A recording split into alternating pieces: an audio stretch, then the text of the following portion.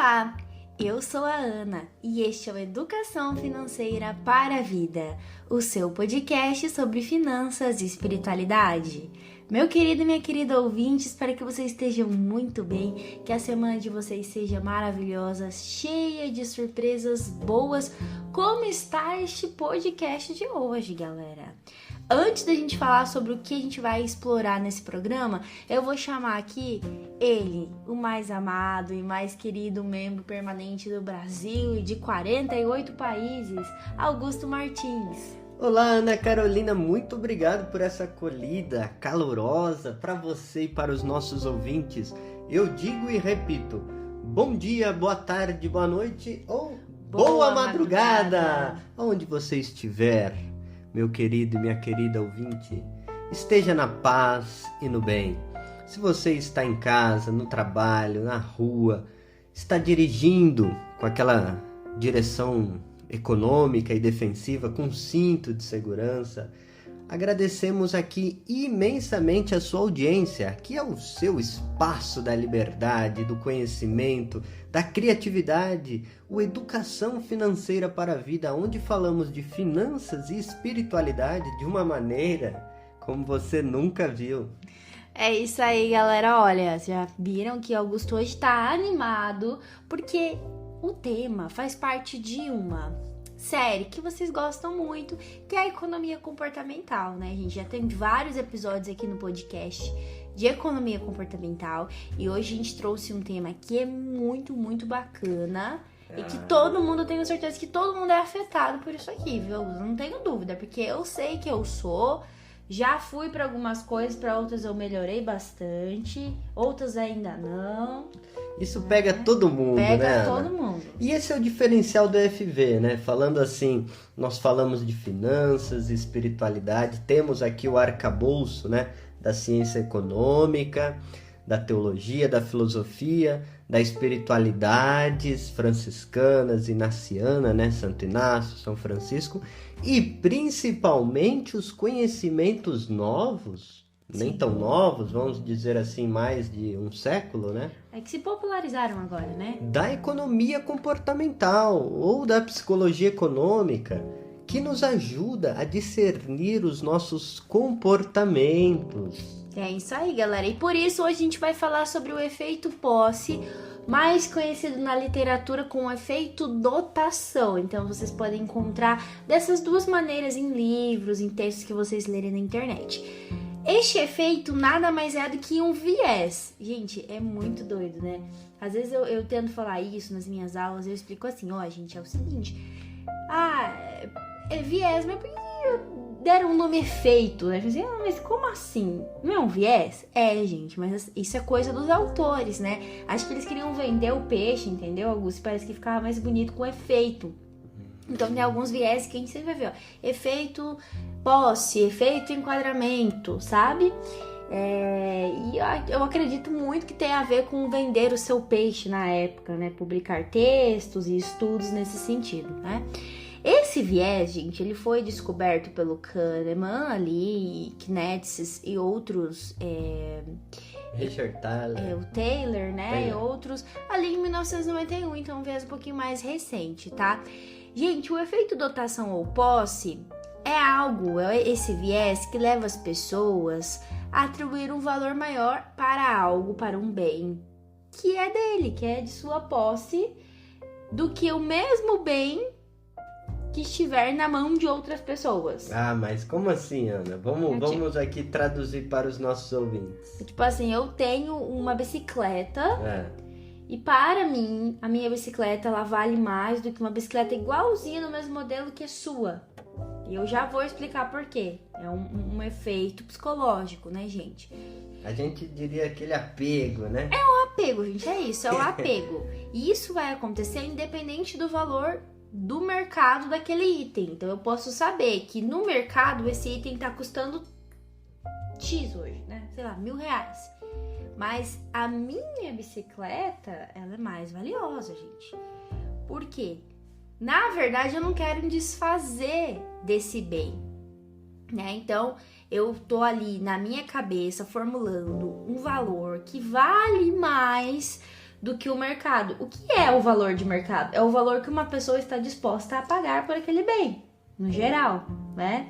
Só que na minha cabecinha, e eu externalizo isso, eu estou oferecendo minha bicicleta por um valor maior, certo? Porque ela é minha, certo? Basicamente é isso. Isso pode acontecer porque tem alguma importância simbólica, experiencial, com a minha bicicleta, emocional, né? E olha só que interessante. Este efeito é a ilustração de um outro viés, que é o viés do status quo, da inércia. A gente ainda não tem esse programa, mas nós vamos fazer, tá? E também a aversão à perda, que a gente já tem programa sobre a aversão à perda, que é o podcast 64. Então, se você não ouviu, pausa aqui, vai lá escutar e depois volta, pra ficar ainda melhor esse programa, né? E sabe, Augusto, que o Kahneman, eles e outros economistas e psicólogos, né, que ele era um psicólogo, comportamentais, fizeram um experimento muito interessante para comprovar, então, o efeito posse, né? Olha só, gente, eles pegaram os alunos ali do curso de economia de uma universidade dos Estados Unidos e eles dividiram ali em 2 grupos. Então, um grupo recebeu ali, né, ou uma turma recebeu uma caneca com o símbolo da universidade. Nossa, imagina que lindo. Presente, ó. Chegando na sala, o professor tá aqui presente pra vocês, né? E o Kahneman nunca fazia nada assim do nada, era sempre experimento para essas descobertas dele, né?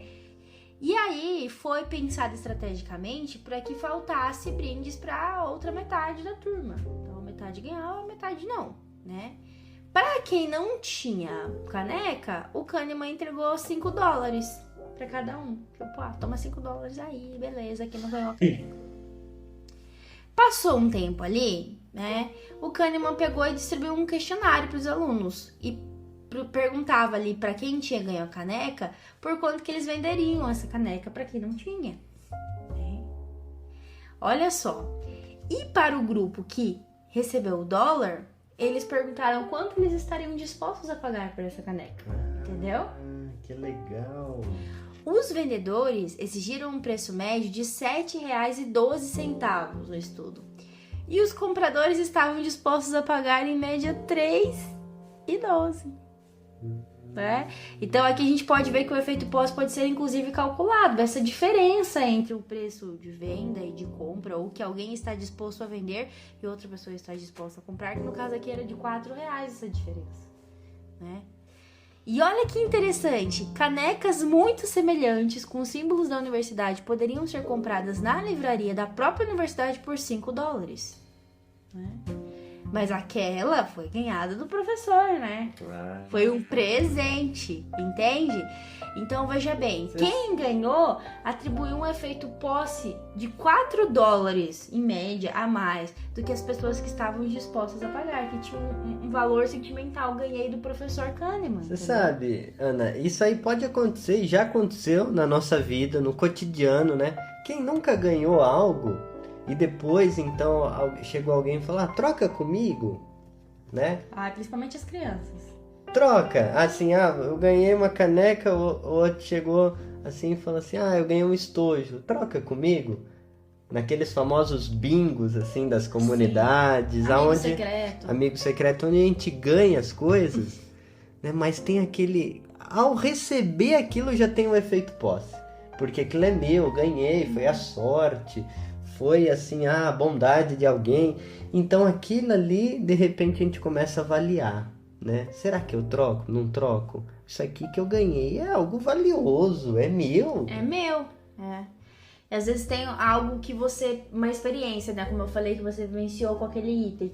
Tem o Ariely, né? Um outro cientista comportamental, ele conta uma história muito legal sobre isso, que é assim... Teve uma família que fez uma reforma, eles colocaram alguma coisa, eu não lembro certo se é isso, gente, mas assim, é como se fosse um negócio de pendurar bicicletas no meio da sala, porque eles andavam de bicicleta. Eu acredito que seja uma coisa mais ou menos do tipo. Se eu estiver errando, gente, é porque eu não lembro exatamente.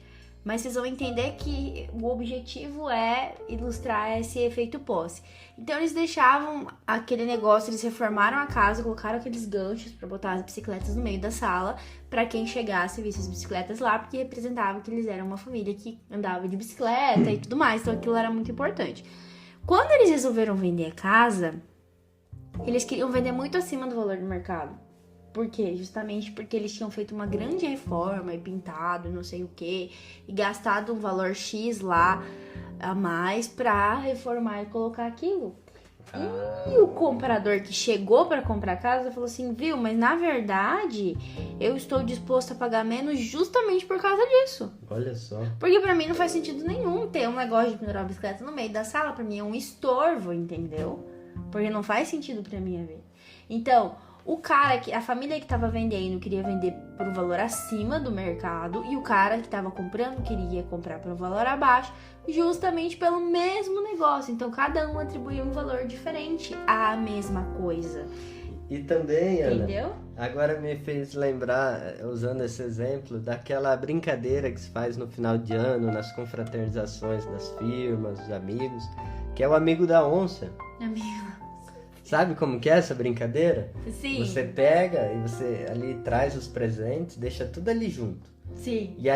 E vai tirando. E aí um pode pegar do outro. Roubar do outro. Por aqueles breves instantes, você já, nossa, isso aqui é o máximo.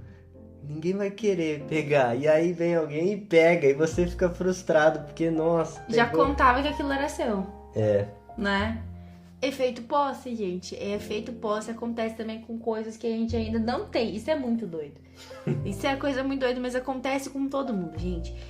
E o efeito posse, como a gente falou, tem relação com o status quo. Eu vou explicar rapidinho que não tem podcast sobre isso, né? O viés do status quo, gente, é quando a gente tende a ficar fazendo a mesma coisa ou insistindo numa decisão, mesmo que a gente percebe que aquilo não faz mais sentido. Então, ele tem profunda relação ali com o efeito posse. Então, geralmente, a gente tende a recusar mudanças por isso, né? E quando eu preciso tomar uma decisão específica, aqui o efeito posse, vocês veem que envolve decisões de comprar ou vender algo, né? Desapegar de algo. A gente sempre tende a preferir uma situação que já está posta do que uma proposta de alteração, ou algo novo, uma mudança. E por que acontece isso? Por causa da aversão à perda, porque a gente tem medo de perder. Aí qual que é, no fundo, no fundinho assim, ó, da nossa cabeça, o que o nosso cérebro faz? Ele fala, bom, é melhor eu ficar aqui onde eu tô com isso, porque se eu tomo uma decisão errada e eu perco com isso, eu vou perder, eu vou ficar me sentindo muito culpado, tá? Então, isso explica algumas coisas que não tem muito sentido racionalmente, né? Tem um outro exemplo aqui que diz que a Universidade de Harvard introduziu um plano de saúde novo para os professores. Só que eles preferiam permanecer no plano antigo, embora o novo fosse muito mais vantajoso, né? Só que o que acontece? Eles não queriam, porque este plano de aposentadoria estava aplicado em um investimento já. E eles teriam a sensação de que aquele investimento era sua posse, mesmo que seja um plano que está aplicado e eu não posso pegar. E aí entra a aversão à perda, né? E também entra a falácia dos custos irrecuperáveis, que a gente já gravou, é o episódio 121. Ah, vale a pena. Vale a pena, né? E aí, por exemplo, uma outra aplicação prática que o efeito posse acontece, eu acho que vocês vão conhecer alguém, ou podem estar passando por isso, quando alguém recebe uma herança, algo muito grande, um imóvel de herança, um dinheiro, a pessoa tende a não querer vender, mesmo que ela nunca use aquele imóvel, porque é dela, ela ganhou, é meu, é meu, é meu. E aí entra essa questão, se eu tomar uma decisão errada e eu perder dinheiro, mas é que a minha família investiu tanto nisso, falácia dos custos irrecuperáveis, então vou ficar na minha aqui com isso porque já é meu, status quo, e tudo isso tá ali caminhando junto com o efeito posse. Olha como que tudo caminha junto. E isso acontece também muitas vezes quando a gente vai fazer aquela faxinona no guarda-roupa, e aí, vamos fazer uma limpa, algumas coisas a gente vai doar, outras coisas a gente vai vender, e aí tem coisas que a gente fala, não, isso aqui eu vou vender por um preço de R$200, uma camiseta velha, mas o efeito posse pega ali. Ou a gente tem dificuldade de desapegar daquilo porque aquilo tem um valor simbólico, assim, grandioso. Exatamente. Sendo que um valor de mercado seria um valor comum, né? Eu vejo que isso também existe uma relação contrária. Tem muitas pessoas, e olha que doido isso, existem alguns brechós que são brechós que vendem roupas de pessoas famosas, né? E a pessoa quer ter posse de algo que foi de alguém. E aí isso é super valorizado. Então, às vezes, por exemplo, é uma roupa de uma marca comum, pode ser, por exemplo, de uma loja que você conseguiria comprar. Por exemplo, tem lá alguém que tem um tênis da Adidas. Eu conseguiria comprar porque o preço que tá ali na loja do artista é às vezes maior que o preço que tá na loja. Mas é que aquele tênis foi usado pelo artista tal. Olha entendeu? Só, usado mais de uma maneira oposta, né? Vamos dizer assim. Às vezes é mais caro do que um tênis semelhante na mesma loja daquela marca, sabe? Isso é muito louco, gente, mas no caso é você tendo que lidar não com os seus efeitos posse, mas com o efeito posse do outro, né? Porque sempre existe essa relação de alguém querendo comprar e outra pessoa querendo vender. E aí na página 120 do livro A Psicologia do Dinheiro, do Ariely, já que você tocou no assunto do amigo onça, ele descreve, falando sobre o efeito posse nesse capítulo, tem uma parte que diz como possuímos algo, porque daí efeito posse é só sobre uma coisa que é minha. Como é que eu possuo algo, né? Essa sensação de propriedade, então eu vou ler aqui um trechinho, tá, gente? Pode vir e vem de várias maneiras. Uma das formas como obtemos uma sensação de propriedade extra é investindo um esforço. Então, quando eu me esforço muito para fazer algo, que é o comentário da Ana, né? Eu tenho uma sensação maior de propriedade. Então, é uma sensação de que eu crio algo. Depois que eu invisto um esforço, eu sinto um amor extra por aquela coisa.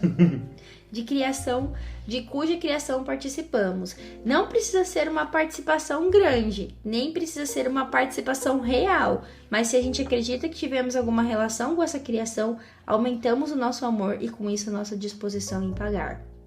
Gente... Olha, quando você ama muito uma coisa, né? Por exemplo, você ama muito uma banda, você ama muito você se sente parte daquilo e você sente um ciúminho. O efeito posse é sentir esse ciúminho.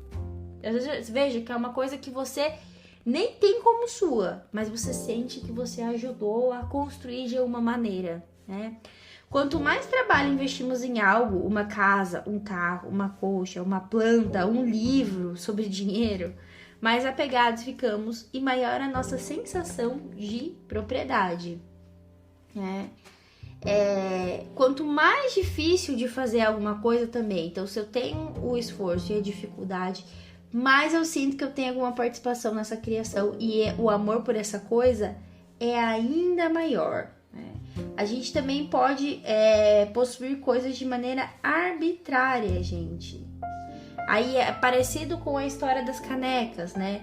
Teve um experimento que os professores também fizeram, em que alunos de uma universidade Duke ganharam ingresso para ver jogos de basquete num sorteio. E esses alunos só os venderiam por um preço bem maior aos que os outros alunos que não tiveram ingresso estavam dispostos a pagar, gente. E o ingresso era para o mesmo jogo, o mesmo horário, enfim, né? Então, é uma série de coisas. Bens tangíveis, gente, também, tá? Bens que a gente ainda não comprou, mas que a gente deseja ter, né? Coisas que a gente pode ter para nós. E serviços, gente. Serviços que realizam ofertas de teste grátis, de preços baixos. R$1 por 3 meses. A gente se sente impelido a assinar aquilo. Você pensa sempre assim, eu vou usar 3 meses por R$1, depois eu cancelo. Porque você já sente que aquilo é seu, gente, né? A gente pode depois cancelar a qualquer momento e a maioria das pessoas não cancela. Por quê? Porque ainda que a gente não possa possuir algo como aquela TV, aquela oferta de teste e tal, mas essa experiência de R$1 por 3 meses dota a gente de uma sensação de propriedade sobre aquilo. É o efeito dotação, o efeito posse. Então muitos organismos, vamos dizer assim, de marketing, te joga nesse efeito posse para depois fisgar você, né? Sim, acontece nos leilões também. Quando a gente tá... Sabe aonde que acontece também o efeito posse? E eu sinto muito, e aí? É aquela máquina do garra, gente. Quando você tá quase pegando o bichinho e você fica ali, não, ele é meu, ele já é quase meu, e às vezes você joga várias vezes para pegar. Então o marketing usufrui muito, né, os algoritmos, para que a gente tenha essa sensação de que tá possuindo algo, né? E por conta da aversão à perda, gente, a gente avalia essas perdas bem acima dos ganhos que a gente poderia obter se a gente não tomasse aquela decisão. Então a aversão à perda, ela sempre funciona em conjunto com esse efeito posse, né? A gente não quer renunciar ao que a gente possui, em parte porque a gente supervaloriza aquilo. E a gente supervaloriza aquilo em parte porque a gente não quer perder, não quer renunciar. Ou seja, que eu tenho vale mais do que o que eu não tenho, certo? Gente, então, isso, né, o Kahneman e outros, enfim, cientistas comportamentais já explicaram que como a gente sente mais a perda do que o ganho, a gente precisa ter algo que compense isso. Então, por exemplo, quando eu sou apegado àquela bicicleta que eu tava dando um exemplo, e eu vou perdê-la porque eu vou vender, eu preciso ter algo que compense isso a um preço maior, tá? Então, tá tudo sempre ali muito, muito conectado. E aí, antes da gente entrar na espiritualidade, tem uma dica final aqui, que o Ariely traz também no livro dele, no final do capítulo, que eu achei bastante bacana. Depois o Augusto vai fazer um link aqui com a espiritualidade, né? Então, como lidar com esse efeito posse, já que todo mundo, gente, todo mundo pode sentir de alguma maneira. Então o Ariely nos diz: a posse muda a nossa perspectiva. Nós nos adaptamos ao nosso nível de posse, que se torna o parâmetro pelo qual julgamos os ganhos e as perdas. Um meio de superar as armadilhas da posse é tentar nos separar psicologicamente das coisas que nós possuímos, a fim de avaliar mais precisamente o seu valor. Deveríamos pensar em onde estamos agora e o que acontecerá a seguir, não de onde nós viemos. Claro que é mais fácil dizer do que fazer, especialmente quando tendemos a aplicar tanta emoção, tanto tempo e tanto dinheiro em nossa vida e em nossas posses, casas, investimentos, relacionamentos e assim por diante, né? Mas eu gostei bastante dessa dica do Ariely, porque é aquela coisa do discernimento, né? É o afastar-se, não tomar decisões precipitadas. Isso requer um trabalho e por isso que o efeito posse, ele deve sim estar ali dentro desse arcabouço de efeitos e vieses que a gente estuda para ajudar as pessoas a tomarem melhores decisões. Eu já fui uma pessoa muito apegada a várias melissas que eu tinha. Sério, gente, sério. E levou um tempo até eu entender que, elas não eram super mais caras porque elas eram minhas, né? E que se eu as quisesse vender, teria o preço de mercado para elas. Mas isso passou por um processo de consumo consciente, do porquê eu tinha tantas melissas e uma série de coisas. Então é necessário que a gente faça isso com as coisas que a gente sente que a gente tem aquele efeito posse. Então pare e pensa na sua vida. Aonde é que esse efeito posse está aparecendo? E é aquela hora de dar uma parada, dar uma pensada e analisar. E aí é que vem a espiritualidade para ajudar a gente mais ainda, né, Augusto? Me conte. Certeza. Conte pros nossos ouvintes. O que nós temos hoje? Já que você fez link com vários podcasts, né? Esse tema tem profunda relação com o podcast 136, sobre os financiamentos sem nada de próprio. O penúltimo episódio, no caso, né? Isso, e pode pesquisar também sobre o minimalismo, que nós gravamos com o Frei Diego e o Frei Mário, sobre São Francisco, né, a espiritualidade franciscana. Por quê? Porque sobre essa relação do ser e do ter, vamos dizer assim, o desejo de possuir algo, a sensação de ter algo, é uma questão antropológica. Como disse as pesquisas, o Dan Ariely, todos nós um dia vamos ter que lidar com a sensação de ter, de possuir. Então a espiritualidade franciscana, justamente, ela vai trabalhar essa questão do ter. Como Deus tem as coisas? Como Jesus tem o que ele tem? E a pergunta, o que nós temos de verdade que é nosso? Aquilo que não não nos pode ser tirado, verdadeiramente é nosso. E o que não nos pode ser tirado, né? Vamos dizer, fama pode ser tirado, prestígio, saúde física, tudo nos pode ser tirado. Apenas uma coisa, então vai dizer a espiritualidade franciscana, uma coisa não nos pode ser tirado, que é a capacidade de amar, de sair de si mesmo, de vencer-se a si mesmo. Isso é o que nos ensina a espiritualidade franciscana, olhando Jesus no presépio, na cruz, abandonado pelo Pai, traído, né? E escorraçado pelos seus ali, vamos dizer, ali nu, entregue. Ele então se abandona e se entrega nas mãos do Pai, perdoa os seus algozes, e também na Eucaristia. Então, nós estamos falando de um despojamento que te faz colocar-se a serviço, entender que as coisas só são enquanto servem à caridade. Então, as coisas que nós possuímos têm um serviço à caridade. E isso nos coloca numa compreensão de que as coisas têm uma função caritativa, ao contrário de uma função de acúmulo.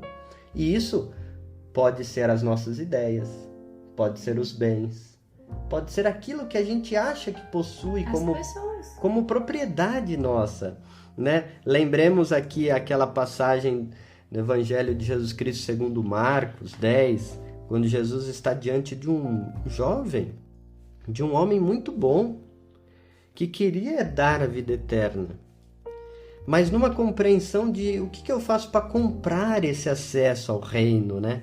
A essa vida divina. Jesus então diz, olha, só Deus é bom, o que você tem? E ele então diz, olha, eu já fiz isso, eu faço isso desde criança, desde a minha juventude. E Jesus olhando com amor, ou seja, com ternura, Marcos ressalta muito bem isso, ele diz, uma só coisa te falta. Vai, vende tudo que tens, dá aos pobres e terás um tesouro no céu. Depois vem e segue-me. Ele, porém, ficou com ar sombrio por causa dessa palavra e saiu entristecido, porque possuía muitos bens. Ou seja, porque estava apegado naquilo que ele já fez, que era o efeito posse. Ele já fez tanta coisa boa, ele já construiu tanta coisa desde a sua juventude, foi fiel e tudo, mas Jesus o provoca para ir além, para entender que a vida humana, a alegria do ser humano está no serviço, no despojamento, na capacidade de não se apegar àquilo como algo próprio, uma propriedade sua, né? Ou entender assim, olha, isso aqui são meus grandes feitos. Paulo vai interpretar isso, esse pedido de Jesus, do despojamento, do serviço, vai dar aos pobres. Paulo vai interpretar assim, ele vai dizer, tudo considerei como lixo. Olha só, hein? É uma palavra muito forte, porque Paulo era muito erudito, numa formação erudita, na sinagoga farisaica, ele conhecia muito bem as leis e os profetas. Ele era inteligentíssimo, é isso? Ele era um CDF, um PhD. Nerd. Um PhD. Ele era um homem muito inteligente, muito habilidoso, assim, político. Ele conseguia transitar no Império Romano, ele tinha uma formação helenística, ou seja, ele conhecia a cultura grega, mas ele vai dizer, olha, tudo, depois que eu encontrei com Cristo, com o seu evangelho, com essa leveza do Espírito Santo, tudo eu considerei esterco, lixo. Mas como assim? Paulo colocou tudo isso a serviço das comunidades. Ele não se apegou a isso como um grande troféu dele. Olha, eu tenho meus méritos, eu batalhei, eu me tornei uma pessoa notável na sociedade. Por isso a imagem da cegueira. Em Atos dos Apóstolos, Paulo então se torna cego. E aí a luz o faz ver que a verdadeira alegria está no serviço à comunidade e não no apego às suas próprias ideias, ideologia. Então ele diz sim ao anúncio do querigma, ou seja, Jesus Cristo é o Salvador, é o Messias, o enviado do Pai. Então esse efeito posse, ele tem provocações muito interessantes e a espiritualidade pode nos ajudar a nos relacionar com as coisas que nós possuímos de uma maneira saudável, nos reconciliando com as finanças. Interessante que essa parte que você citou ali do Evangelho vai bem certinho com esse conselho ali do Ariely, né? De não olhar o que você já fez ali, o que você tem, mas olhar as possibilidades. Porque muitas vezes, Augusto, na vida financeira a gente fica preso a ideias que nos são postas, e isso vai fazer com que a gente depois tenha bens e itens que não fazem sentido pra gente, e mesmo assim a gente fica apegado a isso. Isso às vezes está nos impedindo de viver bem, de usar bem as coisas para nossa vida e para os demais. Então o efeito posse, ele pode ter várias consequências que não são positivas, né? De certo ponto, por outro lado, ele também pode reforçar um comportamento positivo, no sentido de quando você faz um planejamento em si, ele te ajuda a entender que você está construindo algo, entende? E faz você não se desfazer deste planejamento. Só que sempre tem que tomar muito cuidado com os vieses, né? Porque eles sempre vão ter os dois lados. Porque eu não posso ficar também refém do planejamento. Se der errado, eu vou ficar pegado àquela ideia, aquele plano de aposentadoria, aquele consórcio, aquela casa, enfim, aquela decisão que hoje já não faz sentido para mim. Então, olha a importância do discernimento, dos aprendizados da espiritualidade dentro da caminhada da nossa vida financeira. É muito importante para que a gente aprenda também a desapegar dessas coisas. E gente, é um processo muito bacana. É o se questionar por que eu tenho isso, por que eu estou me apegando nisso, nessa ideia, nesses bens, nesses itens, né?